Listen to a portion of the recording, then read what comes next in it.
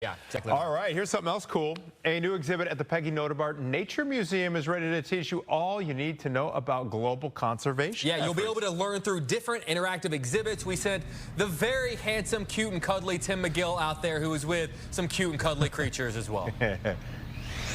Yeah, but as I said before, this one's not so cute and cuddly, depending on your point of view. And, you know, the one question I'm thinking right now is, can tarantulas jump, and how far can they jump? But this one seems to be pretty docile. This is my little friend. My bigger friend here is Dell, who's an animal care specialist here. Good morning.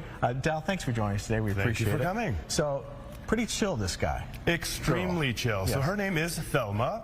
She is one of many animals you get to meet here at a temporary exhibit called Wild World at your local nature museum. And unlike most exhibits where you just see things through glass, read panels on walls, here we have staff to answer your questions, bring out animals, do formal presentations, feeding demos. It's an interactive exhibit that's only here for about 3 months. Okay, so come on down and visit the animals out at the Nature Museum. So you'll have formal talks, but then every now and then it'll be impromptu. You might walk around with a snake or a tarantula, right? We are handling or feeding the animals all day long, absolutely. And different days might feature different activities. We had a snake feeding day a couple days ago. Snakes don't eat every day. Some days we're feeding the frogs. Some days we're walking the ferrets. So those with memberships who come often, you'll get to be a part of these animals' lives for the next 3 months. And you told me ferrets are probably one of the biggest draws for kids, right? Yes, so people will come to see the cute things. We have ferrets, we have chinchillas, the softest animals in the world. However, we think they get much more impact from some of the scarier animals like tarantulas and snakes.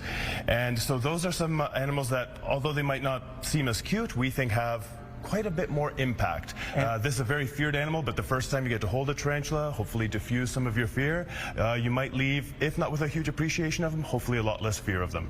And you're trying to highlight some success stories when it comes to conservation and wildlife, right? Absolutely. So the tagline of this exhibit is called Miracles in Conservation. I'm sure you and your audience would have noticed that stories about environmentalism and conservation tend to be very negative. We are highlighting some of the positive stories. What we're looking at right now is some informational panels about Orinoco crocodiles, the most endangered crocodile species on Earth, with fewer than 1,000 members. Wow. We are just about to release 3 young Orinoco crocodiles that were bred in captivity into the wild.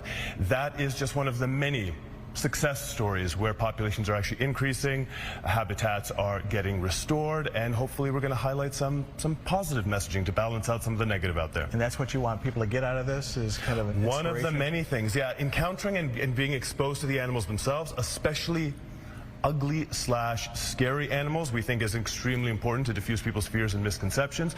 But then also not just do that, but give them some positive messaging, where success stories have worked, what they can do to actually make a difference, and not just positive stories to do with this traveling exhibit itself. This nature museum has a surprising amount of year-long conservation programs that we also encourage people to learn a lot about. You have a fantastic local nature museum that you should visit and support often. Yes, it's excellent. Yeah, we're going to be back more from the museum here with maybe some scary stuff. I don't know, scary animals. We'll find out when we come back. Keep it here for more on Good Day Chicago.